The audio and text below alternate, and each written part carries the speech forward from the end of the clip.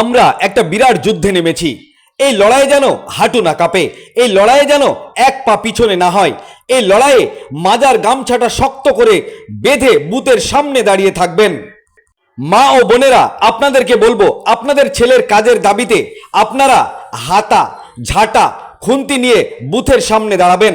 জওয়ানদেরকে বলবো, আপনারা ঝান্ডার সঙ্গে বড় ডান্ডা লাগিয়ে বুথের সামনে দাঁড়িয়ে থাকবেন। প্রয়োজন যদি হয় বুথ রক্ষার ক্ষেত্রে ব্যবহার করবেন, কারণ এই লড়াইটা আমাদেরকে এগিয়ে নিয়ে যেতে হবে। পাশাপাশি তিনি আরো বলেন, পশ্চিমবঙ্গে আগুন লেগেছে, আগুন নেভাতে সিপিএম এবং কংগ্রেস জোটকে ভোট দিয়ে জিতাবেন। রাজ্য রাজনীতি এখন গরম আবহে চলছে। হাই টেনশন কেন্দ্র এবার মুর্শিদাবাদ লোকসভা কেন্দ্র। একদিকে দাঁড়িয়েছে মুর্শিদাবাদ লোকসভা কেন্দ্রের প্রার্থী মোহাম্মদ সেলিম, অন্যদিকে উপনির্বাচনে ভগবানগোলা বিধানসভার কংগ্রেস প্রার্থী আঞ্জু বেগম।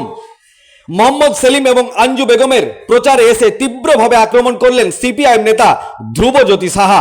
তৃণমূল কংগ্রেসকে একাধিক বিষয়ের ওপর আক্রমণ। তিনি কি বলেছেন বিস্তারিত শোনাবো আপনাদের। এই ভিডিওটি যারা দেখছেন চ্যানেলটি লাইক করবেন, শেয়ার করবেন আর সাবস্ক্রাইব করবেন। আই লাভ মাই ইন্ডিয়া, মেরা ভারত মহান।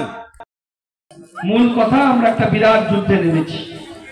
এখানে আমাদের যারা সাধারণ কর্মীরা রয়েছেন, আমার মাইকের আওয়াজও দূর পৌঁছাচ্ছে। যে লড়াইয়ে নেমেছেন, আপনাদের কাছে আবেদন জানাও, এই লড়াইয়ে যেন হাঁটু না কাঁপে, এই লড়াইয়ে যেন এক পা পিছনে না যায়। এই লড়াইয়ে সামনের সারিতে দাঁড়িয়ে আমার বাপ কাকাদের বলবো, মাজা এই গামছাটা জড়িয়ে বুথের সামনে দাঁড়াবেন।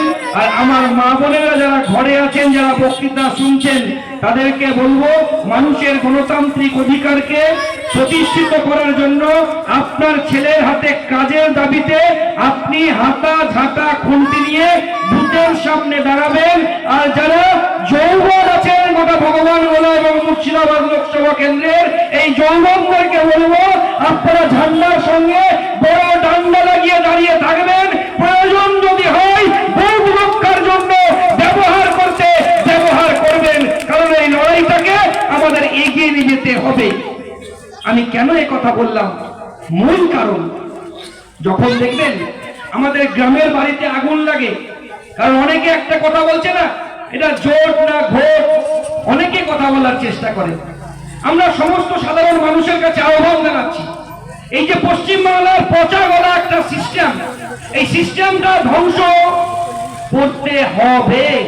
কারণ এই সিস্টেমটাকে যদি আপনি নষ্ট না করেন, এই দেশের সরকার আর রাজ্যের সরকারকে যদি আপনি ধ্বংস না করেন, আপনার ছেলে কাজ পাবে না।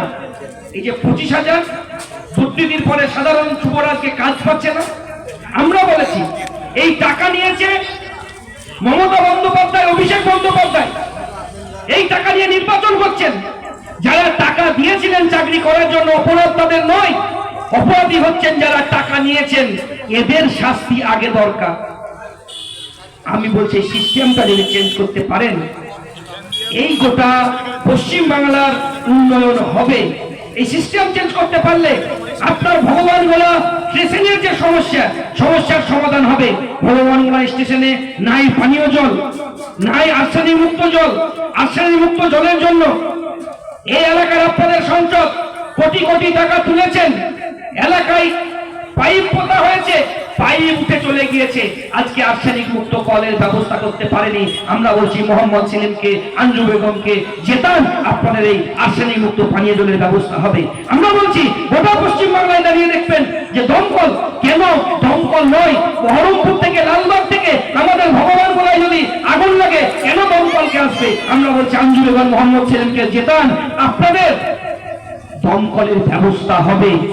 নির্মল চরে দেখবেন 18 লক্ষ টাকা দিয়ে ফ্লাড সেন্টার তৈরি করা হয়েছিল গরিব মানুষকে বন্যার সময় একটু খাবার রান্না করার জন্য।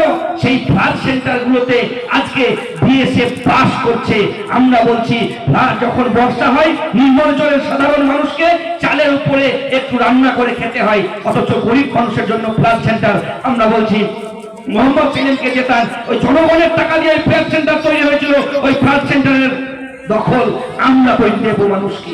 আমরা বলেছি যে পশ্চিম বাংলায় বিএসএফ, বাংলাদেশের সঙ্গে আমাদের দেশের যে সমস্যা, আমরা বলছি আমাদের যারা ওপার বাংলায় আত্মীয় স্বজন আছে, তাদের সঙ্গে যোগাযোগের সেতু বন্ধন করার জন্য মোহাম্মদ সেলিমকে জেতান। পার্লামেন্টে টেবিল চাপে মানুষের কথা, আপনাদের কথাকে তুলে বলছি, মুর্শিদাবাদ জেলায় 3টা আসন, জঙ্গিপুরে বকুল বাবু দাঁড়িয়েছেন, অধীর রঞ্জন চৌধুরী দাঁড়িয়েছেন আমাদের বহরমপুরে, আর মুর্শিদাবাদে মোহাম্মদ সেলিম। এই 3 রত্নকে যদি আপনারা পাঠাতে পারেন, গোটা ভারতবর্ষের ইতিহাস বদল হবে, গোটা পশ্চিমবাংলার ইতিহাস বদল হবে, আর গোটা পশ্চিমবাংলার মাটিতে যে ইতিহাস লেখা হবে সেই ইতিহাসের সাক্ষী থাকবে এই ভগবানের মানুষ, এই মুর্শিদাবাদ লোকসভা কেন্দ্রের মানুষ, যারা গোটা পশ্চিমবাংলার গোটা পরিবেশ পরিস্থিতি চেঞ্জ করতে পারবে। তাই আপনাদের কাছে আহ্বান জানাবো যে আগুন লেগে গেছে, আজকের সময়ে দাঁড়িয়ে আপনারা দেখতে পাচ্ছেন যদি কোনো গ্রামে আগুন লেগে যায়, আগে কি হতো, প্রত্যেকটা বাড়িতে একটার পর একটা বালতি নিয়ে আসতো, আর বালতি নিয়ে আসার পরে সেই বালতিগুলোকে নিয়ে কোথায় যেত না, তো যে বাড়িতে আগুন লেগেছে আগুনটা নেভানোর জন্য যেত। কারণ ওই বাড়ির আগুনটা যদি নেভাতে না পারে, অন্য পাড়ায় অন্য বাড়িতে গোটা গ্রামটা জ্বলে শেষ হয়ে যাবে। তাই পুকুর থেকে জল তুলতো, একটার পরে একটা হাতে সেই বালতি আসতো, আর বালতির জলে গিয়ে সেই বাড়ির আগুনটাকে নেভানো হতো, যাতে গোটা গ্রামটা পুড়ে ছাই না হয়ে যায়।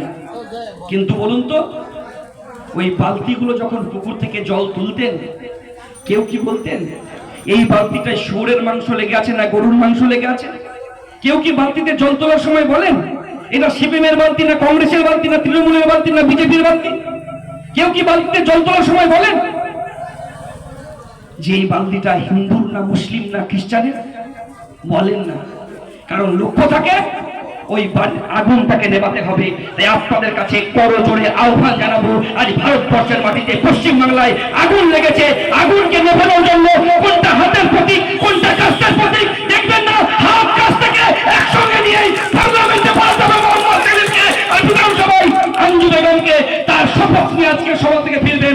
সকলকে অভিনন্দন জানিয়ে, নমস্কার, আদাব, প্রণাম জানিয়ে আমার কথা শেষ করছি। ইনকিলাব জিন্দাবাদ, সিপিআইএম জিন্দাবাদ।